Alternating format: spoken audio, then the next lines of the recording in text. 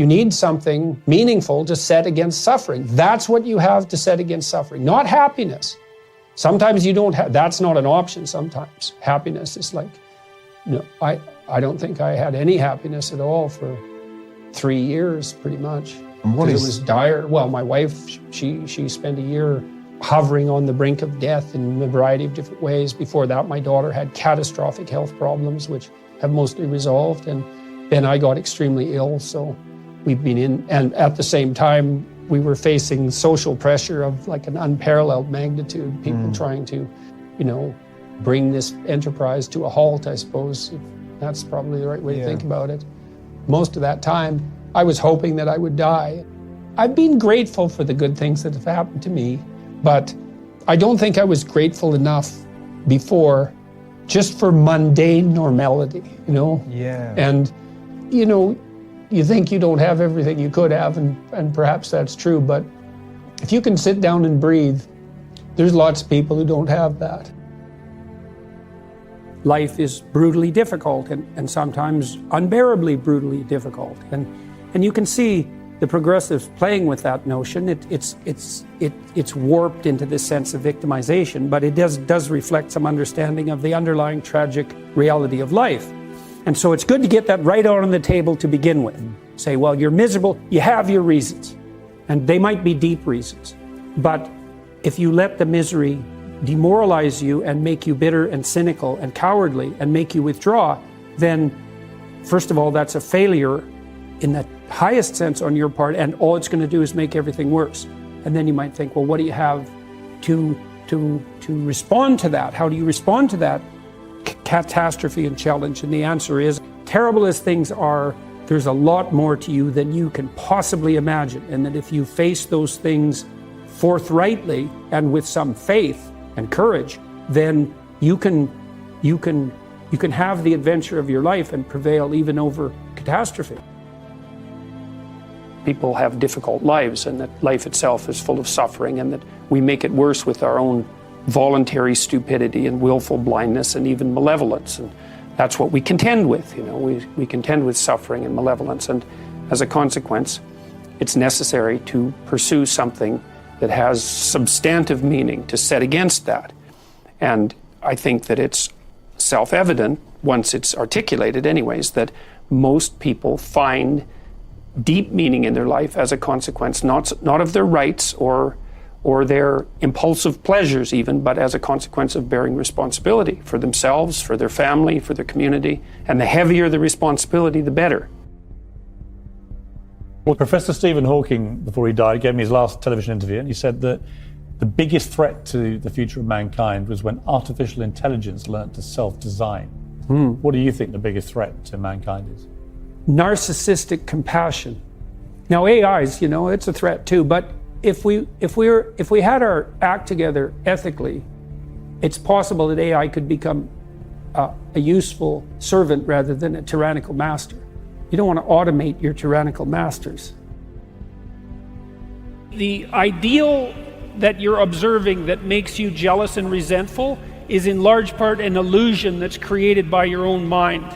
I can give you just one example. I know a fair number of extremely wealthy people, and I tell you, man, they have a burden of responsibility that would crush me, would crush the typical person. They're just working flat out, like 90 hours a week. They have their money, and they have their status, and that's not nothing. But don't be thinking that there isn't a price to be paid for that. They don't see their families, they're often divorced, they don't see their children grow up, and they don't have time off. Now, there are wealthy, what would you call, playboy types, I suppose, who live out the dreams of wealth of a foolish 14-year-old, but they're not that common, and you have to be careful of what you're jealous of because you don't really know what it is.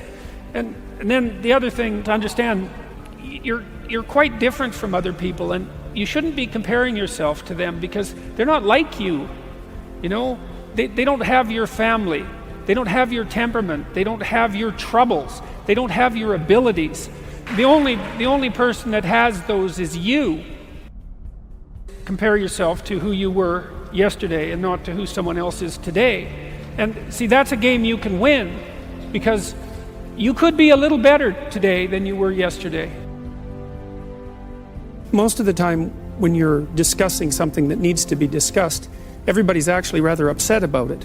You know, if you're actually talking about something important, right? Because why talk otherwise, unless you're just shooting the breeze?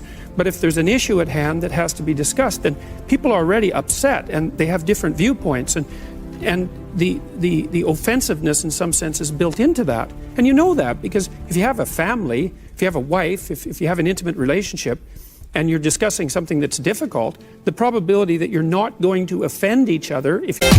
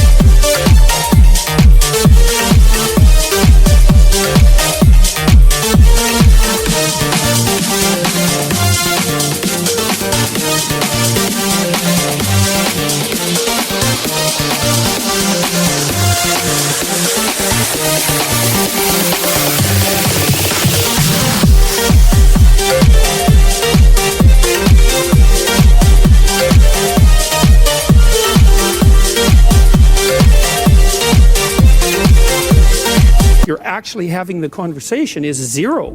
And so you don't have to think unless you have a problem. And if you have a problem, then when you think, you're going to offend people. And so what, are we not going to think? That seems like a bad idea. Liberals are higher in openness, that's trait creativity, and lower in conscientiousness, especially orderliness. And that seems to be because they believe, or their niche is an informational niche. They believe that the free flow of information is worth the risk. So that'd be the free flow of people across borders, the free flow of ideas across borders, the free flow of concepts across categories. They'd rather that the borders were permeable. Now the conservatives are low in openness and high in conscientiousness, especially orderliness, and they take the opposite tack. They think, well, yeah, there's danger in too much openness. There's danger in borders that are too permeable. Things can change too fast. Entire societies can become destabilized, and everyone can end up not knowing which way is up.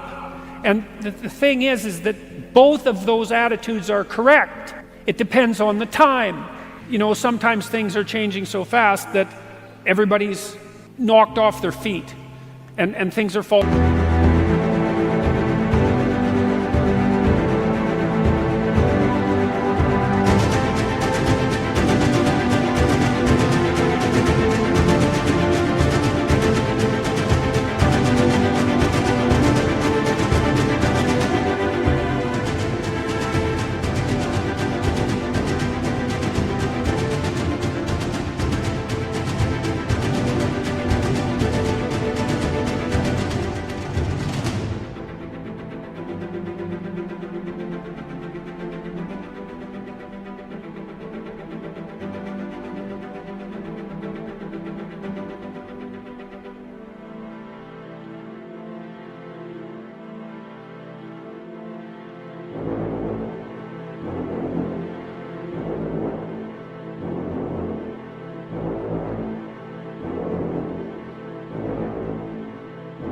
Apart, and sometimes things are so rigid that there isn't any new water flowing, and everything's ground to a halt.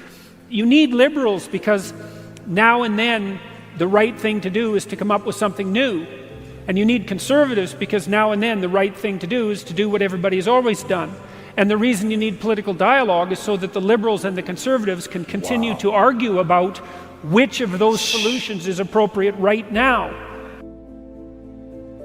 The game of dividing human beings up by their group identity ends in disaster. no matter who plays it and no matter what the reasons are. Adopt a stance of ready engagement with the world and to reflect that in your posture. And the reason that I write about lobsters is because there's this idea that hierarchical structures are a sociological construct of the Western patriarchy. And that is so untrue that it's almost unbelievable. And I use the lobster as an example because the lobster, we divulged from lobsters in evolutionary history about 350 million years ago, common ancestor. And lobsters exist in hierarchies, and they have a nervous system attuned to the hierarchy. And that nervous system runs on serotonin, just like our nervous systems do. And the nervous system of the lobster and of the human being is so similar that antidepressants work on lobsters. And it's part of my attempt to demonstrate that the idea of hierarchy has absolutely nothing to do with sociocultural construction, which it doesn't.